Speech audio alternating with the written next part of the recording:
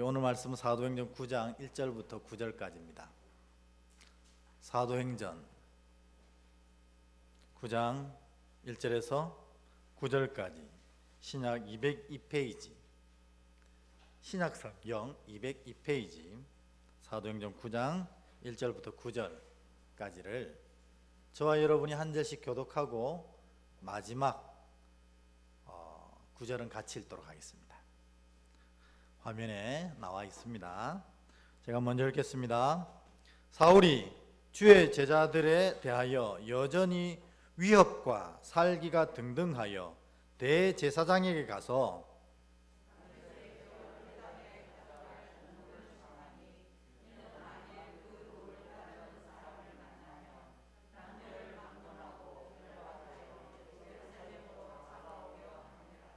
사울이 길을 가다가 다메섹에 가까이 이르더니 호련히 하늘로부터 빛이 그를 둘러 비추는지라.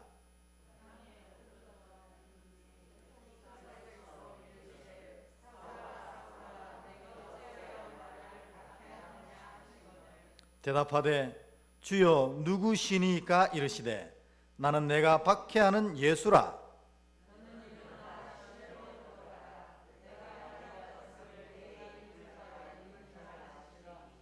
같이 가던 사람들은 소리만 듣고 아무도 보지 못하여 말을 못하고 서 있더라.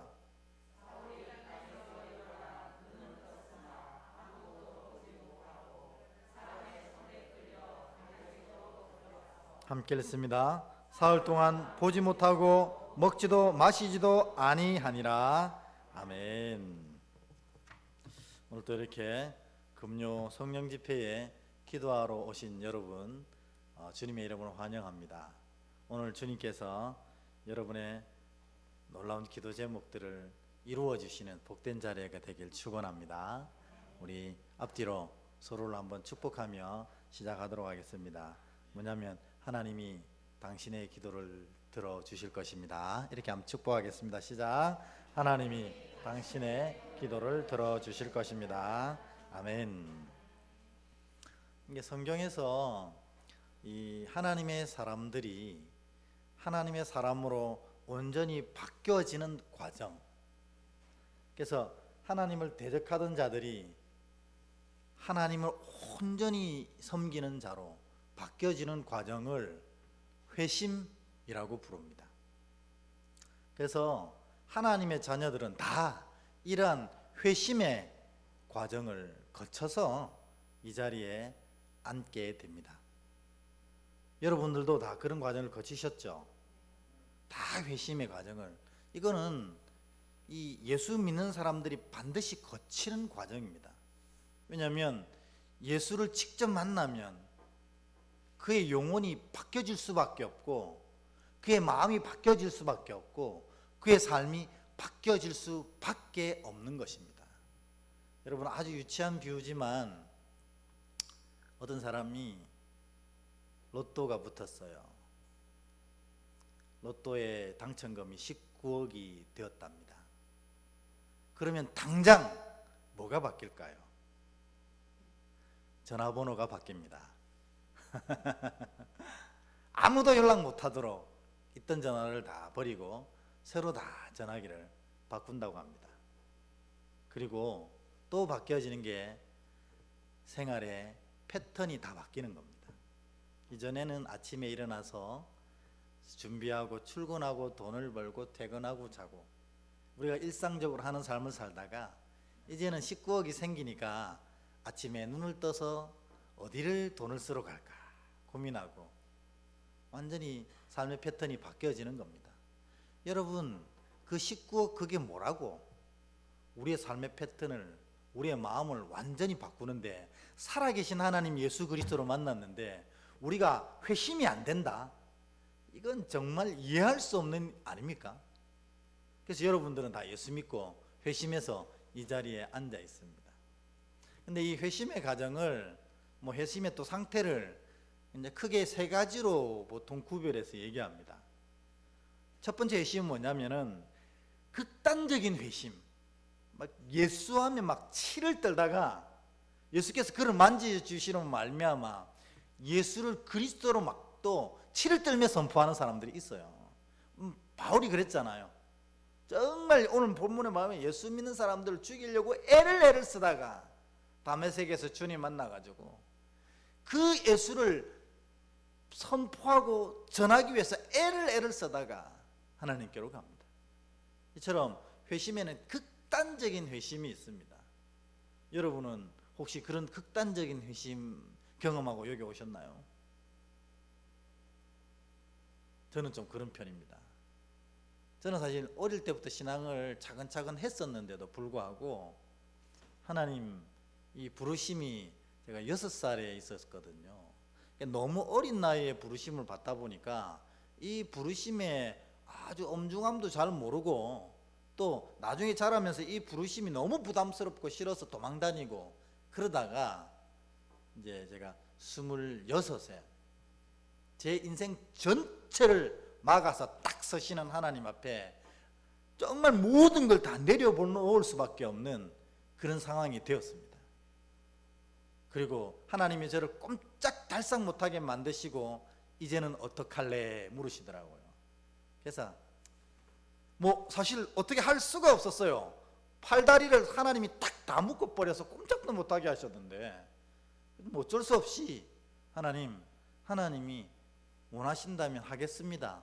도대체 뭐 때문에 나를 이렇게 불러주시는지 모르겠지만 쓰시려면 쓰세요 하고 돌아서서 그럼 뭐 할까요?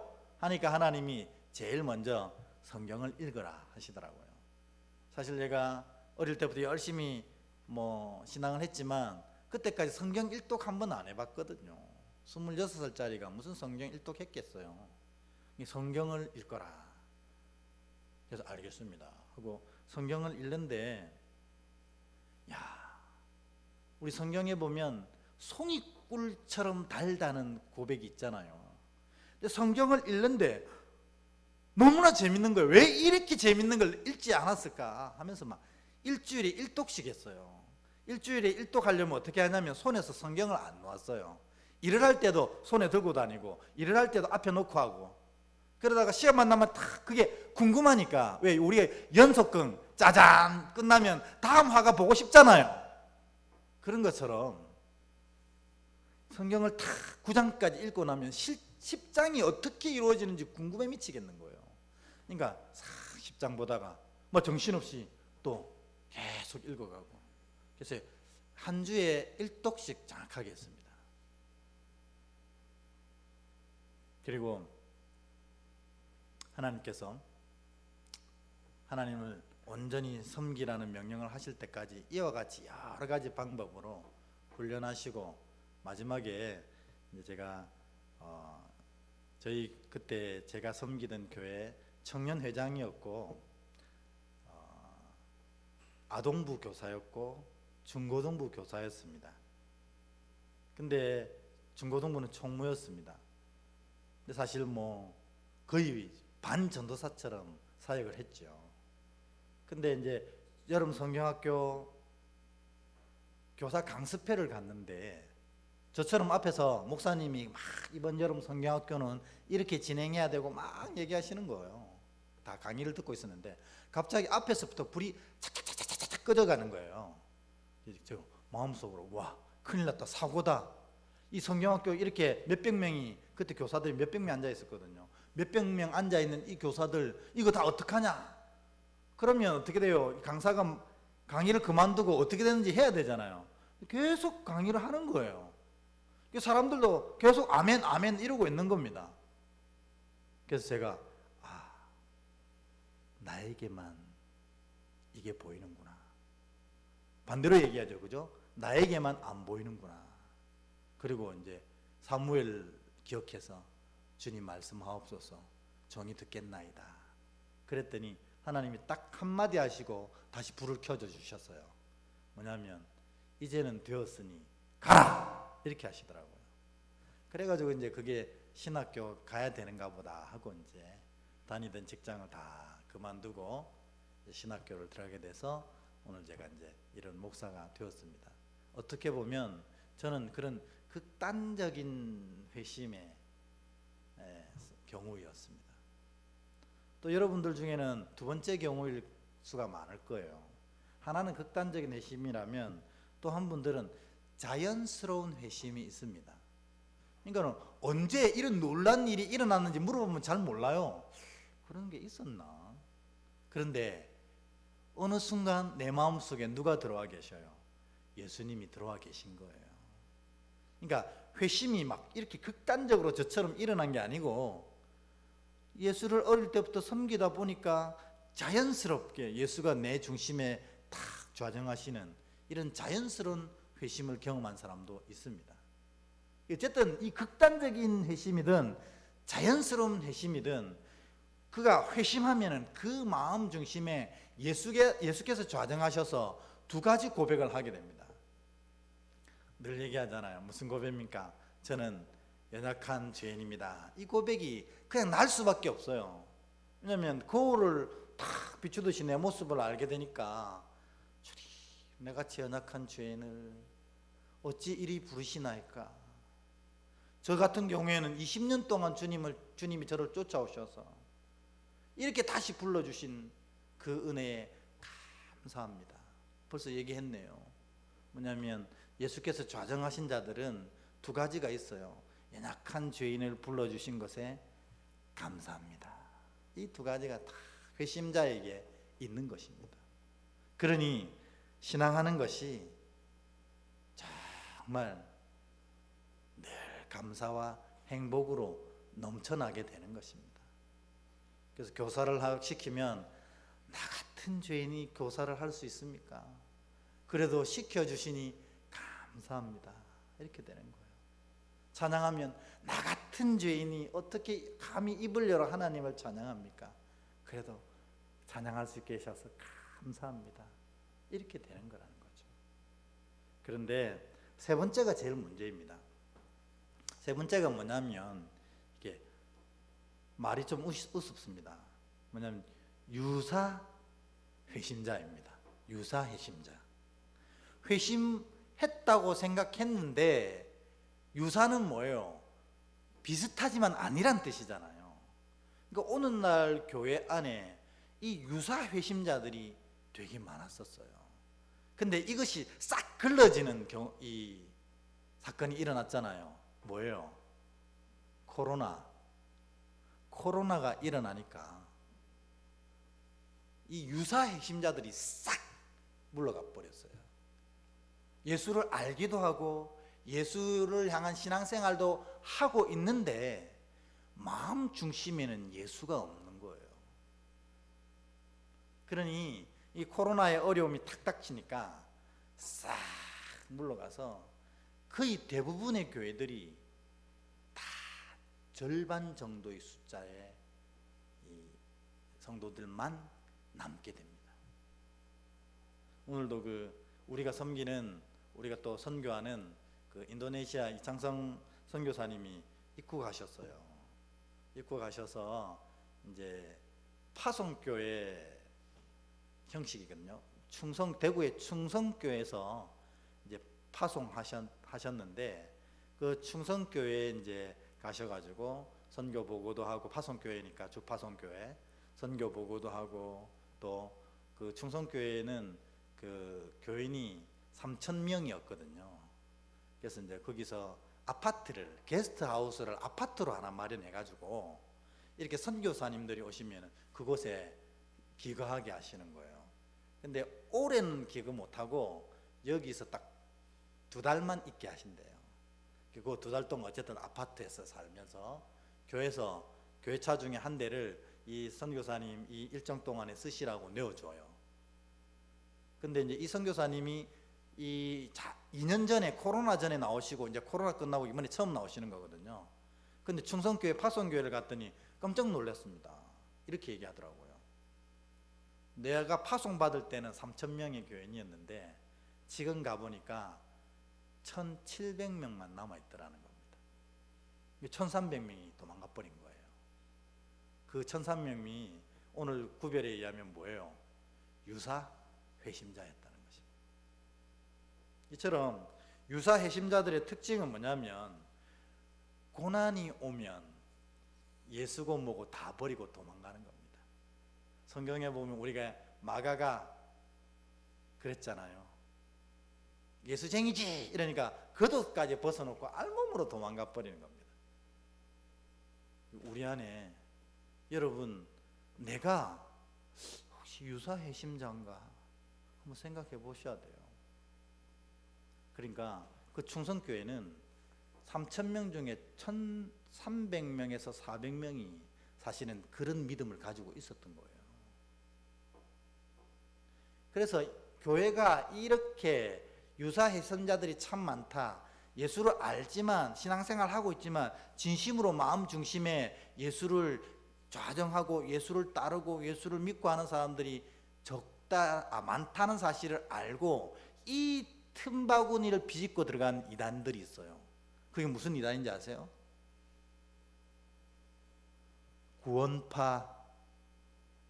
구원파. 우리 울산 IC 싹 들어오면 좌측에 있잖아요. 예, 기쁜 소식 선교회 교회 엄청 크게 적어놨잖아요. 제가 이게 보면 이 구원파 이단들은 꼭 IC 앞에다가 이거를 지어놓더라고요. 대구에도 그렇고 양산에도 그렇고 부산에도 그렇고 딱 IC 옆에 항상 이렇게 교회를 크게 세워놔요. 그래서 들어올 때마다 보라고 그런 건지 항상 그래서 서울에서도 그랬거든요. 어쨌든 얘네들이 이런 유사회심자들을 노리고 있었습니다. 그래서 얘네들이 이 예수 믿는 사람들을 공격하는 제일 좋은 방법이 뭐였어요? 당신 구원받았습니까? 묻습니다. 그러면 네, 저 교회 다닙니다 이렇게 대답하거든요. 그러면 우리가 생일이 있으면 생일 모르지 않잖아요. 우리가 구원받았다는 것은 천국 백성이 되는 생일을 얻는 건데 당신의 생일은 몇 월 며칠이에요? 묻는 거예요. 그러니까 당신이 구원받은 날이 몇 월 며칠이냐는 겁니다. 여러분이 구원받은 날은 몇 월 며칠입니까? 우리가 사실 이걸 질문하면 잘 대답 못 하거든요. 왜냐하면 우리 중에 많은 분들이 저처럼 아주 극단적인 회심을 한 사람들은 날짜를 기억해요. 저는 26살 6월 기억하고 있습니다. 근데 자연스럽게 회심해서 예수 그리스도를 구주로 고백한 사람들은 그날 잘 모르거든요. 그러니 잘 모르는데요. 아니 어떻게 구원받은 사람이 구원받은 날짜를 모르냐? 당신의 구원은 가짜 아이가 이러면서 이 다시 구원을 고백해보자 하고 성경 공부를 다시 시켜요. 그래가지고 이 구원파 성경 공부를 받고 나면 이제 죄사함과 거듭남의 비밀이라는 허울로 구원의 날짜를 자기한테 이 교육받은 날로 딱 정하는 거예요. 하여튼 이 유사 회심자들 때문에 이 구원파 이단들이 사실 생겼다고 해도 과언이 아닙니다. 여러분들 혹시 여러분들 가운데 내가 구원받은 날짜를 잘 모르는 사람이 있다면 지극히 당연한 겁니다. 여러분 아이들이 태어나가지고 나는 태어나 보니까 난 11월 13일 날 태어났네 이렇게 아는 아이들이 있어요? 없거든요. 부모가 알려줘서 알지. 너는 11월 13일 날 태어난 거야, 12월 1일 날 태어난 거야. 부모가 알려줘서 알지. 자기가 태어난 날짜 아는 애들이 몇 명이나 되겠어요. 그러니까 구원의 날짜를 아는 것이 뭐가 중요합니까? 내 안에 예수께서 좌정하신다는 것이 중요하지. 그러니까 구원파가 당신이 구원받은 날짜가 며칠입니까? 이러면 당신은 구원받은 날짜 알아요? 나는 그거 상관없이 내 안에 예수께서 계신데 날짜가 무슨 상관입니까? 이렇게 대답할 수 있어야 되거든요. 근데 그게 혹 해갖고 넘어가게 되는 겁니다. 어쨌든 이 회심자의 세 종류인데 사도 바울은 이 첫 번째 저와 같이 이 강력한 아주 극단적인 회심을 경험한 사람이거든요. 사실 사도 바울은 이 스데반을 죽이는 책임자였다고 우리 원어 성경을 보면 나오잖아요. 그가 책임을 지고 결정한 사람이에요. 저를 죽이라고. 그리고 그 분을 더 못 이겨가지고 공의회에 내가 모든 그리스도인들을 잡아서 끌고 올 수 있는, 안 끌려오는 아이들은 그 자리에서 처리할 수 있는 권한을 주시오 해서 권한을 받아가지고 다메섹으로 가던 사람이었어요. 여러분, 근데 왜 바울이 이토록 그리스도인들을 미워했을까요? 무슨 억가심정으로? 근데 바울은 진짜 유대교 신봉자였거든요. 뼛속 깊이 율법이 새겨진 사람이었어요. 그런데 그가 진짜로 그리스도인들에게 분개한 게 뭐냐면은, 그들이 메시아, 그들이 하나님의 아들이라고 섬기는 예수가 어디에 달려 죽었어요? 십자가에 달려 죽었거든요.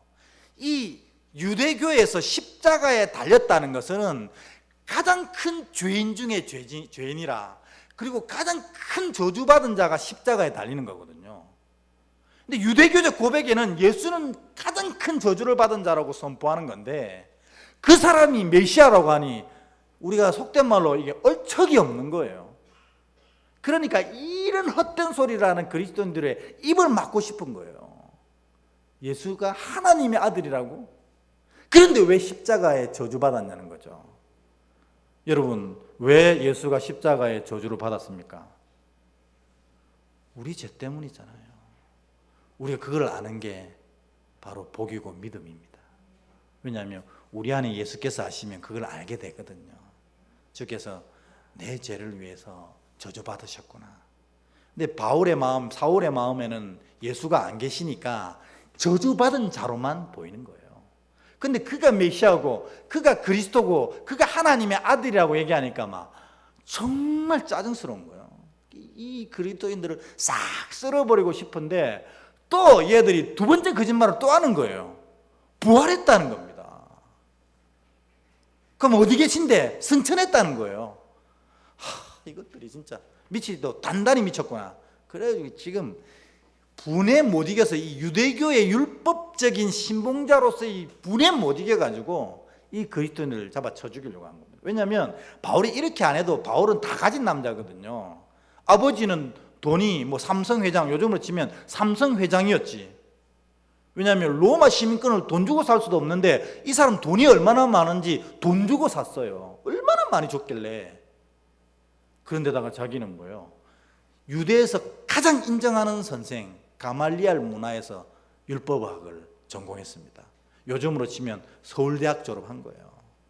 그러니까 그를 인정해서 졸업하자마자 공의회 회원으로 임명해버립니다.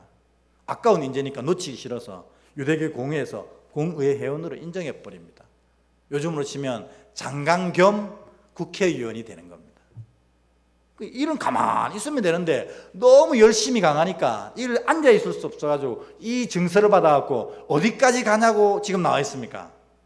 다메섹까지 가는 거예요. 다메섹은 이스라엘과 시리아의 국경지대에 있는 도시거든요. 그러니까 예루살렘에서 이 직선거리로 줄을 쭉 그어서 재보면 몇 킬로 나온 줄 아세요? 240킬로가 나와요. 여기서 240킬로 가면 한 대전쯤 되나요? 근데 우리는 차 타고 가면 대전 가면 2시간 걸리지만 당시에는 당시 교통수단으로 계산해 보니 총 6일이 걸리는 시간이 240km 거리라는 겁니다. 그러니까 사울이 얼마나 열받고 얼마나 그리스도인들이 싫었으면 저 국경 끝에서 예수를 선포한다는 자가 있으니까 그걸 6일 길을 달려가 가지고 그들을 잡아 죽이려고 애를 쓰는 겁니다. 그랬던 사울이 길에서, 다메섹 가는 길에서 빛이 그에게 쫙 비치게 됩니다. 여러분, 당시에 이 경험은 율법학자였던 바울은 굉장히 익숙한 경험이거든요. 왜냐하면 구약 성경에 보면 하나님이 임재하실 때에 하나님의 백성들에게 빛이 쫙 임하는 것을 너무나 많이 경험하거든요. 그러니까는 이 다메섹으로 씩씩거리면서 가다가 빛이 하늘로부터 자기에게 쫙 임하는 걸 보고 딱 아는 거죠. 하나님이 임재하시는구나. 그리고 바닥에 탁 엎드립니다. 이 바닥에 엎드리는 행위는 두 가지 의미가 있거든요. 뭐냐면 하나님이 임재하시면 하나님의 영광이 임하게 되고, 하나님의 영광이 임하게 되면 그 영광이 모든 죄를 다 불살라 없앤다고 유대인들은 고백하거든요. 그러니까 여기에 하나님의 영광이 쉐카이나가 임하면 우리 안에 죄가 있는 사람들은 다 불타 없어지는 거예요. 하나님이 불살라 하는 게 아니고 그 영광이 죄를 용서치 않기 때문에 그냥 영광 자체가 이 죄를 다 불살라 우리가 타워 죽을 수밖에 없는 거예요. 그러니까 이 사울이 바닥에 납작 엎드린 것은 혹시 내가 하나님 보시기에 어리석은 죄가 있는가 싶어서 바닥에 탁 납작 엎드리고, 두 번째로는 하나님을 하나님됨으로 고백하는 태도로 바닥에 납작 엎드립니다. 그리고 바울이 임재하신 하나님께 모른 척 묻습니다. 그게 바로 5절입니다. 5절 3절 4절 읽어보겠습니다. 3절 4절 같이 읽습니다. 시작. 사울이 길을 가다가 다메섹에 가까이 이르더니 호련히 하늘로부터 빛이 그를 둘러 비추는지라. 땅에 엎드려져 들음에 소리가 있어 이르되 사울아 사울아 내가 어찌하여 나를 박해하느냐 하시거늘. 아멘. 이게 하나님이 임재하셨구나 알고 이 사울이 눈치채고 바닥에 납작 엎드려서 다 멋있게 하나님께 얘기합니다. 주여 누구십니까? 이렇게. 지금 몰라서 하는 거예요. 다 알거든요. 율법학자고 율법의 전문가인 이는 하늘로부터 빛이 임했으니까 지금 여호와 하나님이 임재하신 거라고 고백하는 거예요. 그런데 자기는 또 율법학자니까 멋있게 하나님을 맞으려고 주여 누구시니까 이렇게 묻는 겁니다. 그러면 지금 이 사울이 주여라고 할 때 이 주라고 부르는 대상은 누구예요? 여호와 하나님을 부르는 거예요. 근데 4절에 보면 청청병력 같은 사람이 대답을 합니다. 뭐라고 대답합니까? 사울아 사울아 내가 어찌하여 나를 박해하느냐. 그리고 5절에 이렇게 얘기하십니다. 나는 내가 박해하는 예수니라. 여러분, 사울이 이 순간 완전히 뒤집어진 거예요. 왜냐하면 지금 예수라는 청년이 이상한 뻘짓을 하다가 저주받아갖고 십자가에 달려 죽었어요. 잘 됐다는 거죠. 그런데 이 예수를 믿던 사람들이 예수가 여전히 살아계시고 그리스도시고 하나님의 아들이시오 우리를 구원하실 메시아라고 막 선포하는 거예요. 그래가지고 이것들을 다 한꺼번에 십자가에 박아야겠다고 막 씩씩거리면서 가서 다메섹 가는 길에 하나님이 임재하셨어요. 나의 이 열심을 하나님이 칭찬하시려고 축복하시려고 여기에 오셨나 싶어서 다 엎드려서 주여 니시니까 이렇게 고백했더니 나는 내가 핍박하는 예수다 이렇게 얘기하시는 겁니다. 그래서 이 사울이 그 얘기 듣고 그 순간 전 온몸에 소름이 쫙 돋지 않았겠어요? 내가 이토록 박해하고 이토록 핍박하고 이토록 아프게 하던 그분이 하나님이시던 거죠. 그래서 바울이 이 순간 완전히 이전과는 다른 사람이 됩니다. 그래서 이름조차도 바울로 바꿔버립니다. 우리가 예수님이 자정하시면 나는 연약한 죄인이고 그래서 감사합니다 고백되잖아요. 오늘 사울은 그 이름의 뜻이 뭐예요? 지극히 높은 자거든요. 근데 그 순간 예수가 자기 안에 쫙 자정하시면서 바울로 바뀌었어요. 뭐요? 지극히 낮은 자로 바뀐 겁니다. 예수가 임재하시면 그렇게 되거든요. 그래서 이 사울이 이 경험을 통해서 완전히 바울로 바뀌는 겁니다. 내가 그토록 핍박하던 그분이 하나님이셨다는 걸 여기서 깨닫게 되는 것입니다. 여러분도 오늘 이 사울을 찾아가셨던 예수님께서 오늘 이 밤에 여러분 마음에 찾아오셔서 혹시 여러분 안에 아직도 바뀌어지지 않고 아직도 세상의 일을 꽉 붙잡고 있는 모든 것들이 오늘 사울이 바울 되는 경험을 통해서 완전히 뒤집어지는 그런 놀라운 회심을 완성하시는 그런 역사를 경험하시길 주의 이름으로 축원합니다. 주님 오시면 됩니다. 근데 내가 예수다 이렇게 했는데 그냥 예수라고 하지 않고 네가 핍박하는 예수다 이렇게 얘기했어요. 사실 사울은 예수를 실제적으로 한 번도 만나본 적이 없는 사람이거든요. 그리고 예수를 핍박한 것이 아니라 누구를 핍박했어요? 예수 믿는다고 한 사람들을 핍박했거든요. 근데 오늘 예수님은 그렇게 여기지 않았다는 겁니다. 네가 나를 믿는 사람을 핍박한 것은 곧 누구를 핍박한 겁니까? 나를 핍박한 거란 겁니다. 그러므로 예수 믿는 사람의 고통은 하나님 예수 그리스도의 고통입니다. 그리고 예수께서 창조하신 이 세상의 고통은 예수 그리스도의 고통입니다. 오늘 나는 내가 핍박하는 예수라 이렇게 고백하는 이 예수님의 이 짧은 말씀이지만 위해서 무엇을 해야 될지 너무나 정확하게 고백해 주시는 말씀이라는 겁니다. 세상이 어려워져요. 그 세상의 어려움은 누구의 어려움이라고요? 예수님의 어려움입니다.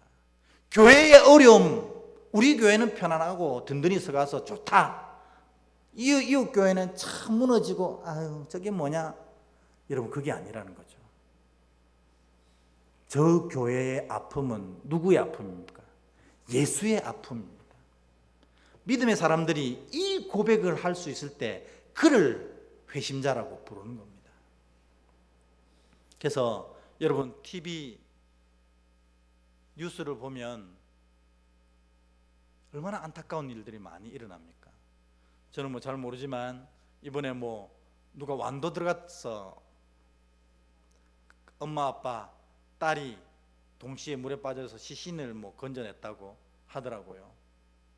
여러분 이게 남의 일입니까?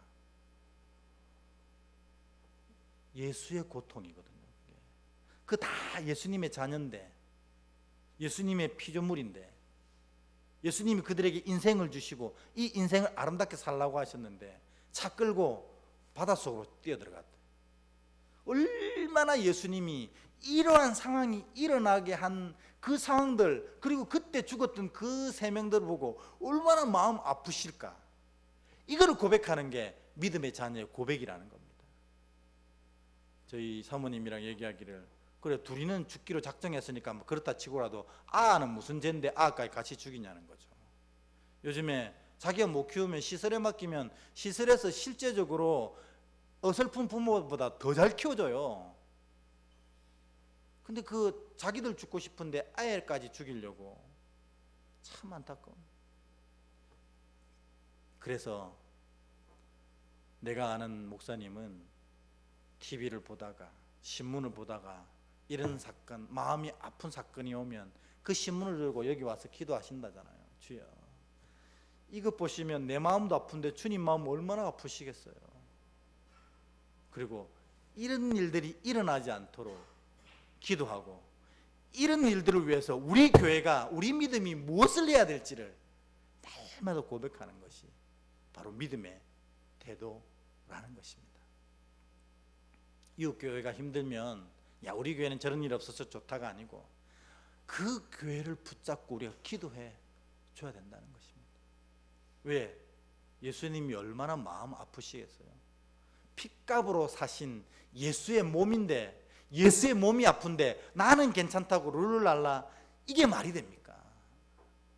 여러분 우리 교회도 많은 성도들이 있는데 우리 교회 모든 성도들 한 사람 한 사람이 다 예수 그리스도의 몸이거든요. 그러니까 그 사람이 아프고 힘들다고 내가 아프거나 힘든 건 아닙니다. 사실 내가 그냥 모른 척 해도 되는 거예요. 그런데 누구는 진짜 아프신 겁니까? 예수님은 진짜 그 사람 때문에 아프신 거예요. 예수님의 한 몸이 썩어가고 있고 예수님의 한 몸이 피를 흘리고 있고 예수님의 한 몸이 눈물을 흘리고 있는 거예요. 그래서 우리가 이 밤에 그들을 위해서 중보하는 겁니다. 주님 얼마나 마음 아프세요? 우리가 그를 도울 테니 주님 그 아픈 마음 잠시 접어주세요. 그래서 찬양 가운데 주님의 눈물이 있는 곳에 내가 머물길 원합니다, 이렇게 고백하는 거 아닙니까?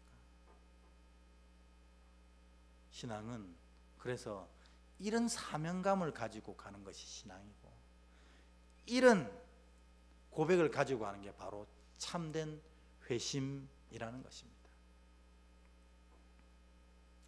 그래서 믿음은 공동체 안에 이루어지는 고백이라고 얘기하는 게 바로 이것이라는 겁니다. 이 밤에도 우리가 예수님이 고통받으시고 아파하는 자를 위해서 기도하는 순서가 있습니다. 여러분 정말 마음을 쏟아 함께 기도해 주십시오. 왜냐하면 주님이 아파하시는 제목이거든요. 이제 폴 워셔 목사님이라는 분이 있는데 이분이 이 회심에 대해서 8가지 얘기를 했습니다. 요거 그냥 제가 한번 빨리 읽어드리고 오늘 기도를 하는 시간 갖도록 하겠습니다. 폴 워셔 목사님, 진정한 회심이란 첫 번째로 생각의 변화입니다, 이렇게 얘기합니다. 그러니까 내가 진짜 회심했으면 생각이 바뀐다는 겁니다. 생각이 바뀐다는 게 뭐죠?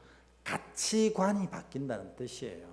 가치관이란 뭡니까? 무엇이 제일 소중한지를 결정하는 게 가치관 아닙니까? 그러면 회심한 자들은 제일 가치 있어 하는 게 뭐예요? 예수님입니다. 그러니까 여러분 회심했는지 안 했는지 여러분이 이걸로 구별할 수 있다니까요. 내가 제일 소중한 게 예수님이냐는 거죠. 아닐 수 있다는 겁니다.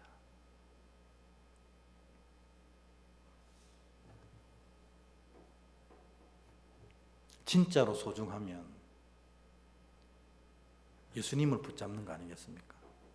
근데 우리는 예수님 너무 쉽게 내려놓고 다른 걸 콱콱 붙잡습니다. 진정한 회심 깊이 생각하셔야 됩니다. 두 번째로 진정한 회심은 죄를 슬퍼하는 것이다, 이렇게 정의했습니다. 당연하죠. 예수께서 우리 안에 계시면 우리의 연약한 죄가 그대로 드러나거든요. 여러분 벌거벗고 다닌다고 생각해 보세요. 얼마나 부끄러울까요? 우리가 주님 앞에 그렇게 다니는 겁니다. 그러니까 조그만 죄가 생기면 회심자들은 정말 슬퍼하는 거예요. 이거 주님이 보실 텐데, 이거 주님이 아실 텐데. 여러분 요거 보고 여러분 진짜 회심자인지를 구별할 수 있다는 것입니다. 세 번째로 진정한 회심자는 이어서 죄를 인정하고 고백합니다. 그래서 그 순간 내가 내 안에 죄가 들어와서 주님 앞에 너무 부끄럽고 슬퍼질 때 주저앉아서 주여 저는 죄인입니다, 저를 용서하소서 고백하기 시작한다는 것입니다. 그리고 고백만 하느냐, 그 죄에서 떠난다는 것입니다. 그러니까 여러분 진짜 회심자들은 죄에 머물지 않습니다. 근데 우리가 유사 회심자들이 어제 지었던 죄를 오늘도 짓습니다. 그리고 내일도 똑같은 일을 반복해서 하고 있습니다. 성경에 보면 그런 사람들이 개가 토한 것을 다시 먹고 돼지가 씻고 나서 다시 그 위에 뒹구는 것하고 똑같다, 이렇게 얘기하는 것입니다. 그러나 진짜 예수께서 좌정하신 회심자들은 죄를 떠납니다. 오늘 혹시 그 죄가 여러분 드러나거든, 주님이 깨닫게 하시거든, 오늘까지만 하십시오. 내일부터는 그 죄에서 떠나십시오. 그게 회심입니다. 요거 넘기고 또 마지막으로 어디로 떠납니까? 죄에서 떠나 어디로 가죠? 하나님께로 가는 겁니다. 이게 회심입니다. 마지막으로 여섯 번째로 죄는 하나님께로 가서 하나님 하신 말씀을 복종한다고 되어 있습니다. 우리가 진짜 하나님 말씀을 복종하고 있습니까? 내 마음에 들 때만 복종하잖아요. 목사로서 저는 그게 제일 속상합니다. 뭐냐면 성도들의 신앙생활이 자기가 허락하는 만큼만 하는 거예요. 내 마음에 들 때만 하는 거예요. 그건 진짜 회심이 아니거든요. 마지막, 진정한 회심은 한 번 바뀌어지는 게 아니라 지속적으로 깊어진답니다. 그러니까 어제보다 오늘의 회심의 깊이가 더 깊어지고 내일 그 회심의 깊이가 더 깊어진다는 것입니다. 여러분의 회심이, 여러분의 구원이 정말 이 사도 바울처럼 이렇게 완전히 바뀌어져서 정말 매일매일 그 구원의 고백이, 구원의 감격이, 그리고 또 이 회심의 깊이가 깊어지셔서 정말 주님이 보실 때 가장 아름다운 자녀로 서시는 여러분 되시길 주의 이름으로 축원합니다. 우리 찬양 드리고 기도하도록 하겠습니다. 우물가의 여인, 우리 찬양 드리면서 정말 헛되고 헛된 것을 쫓았던 저희들, 이제 주님 채우시고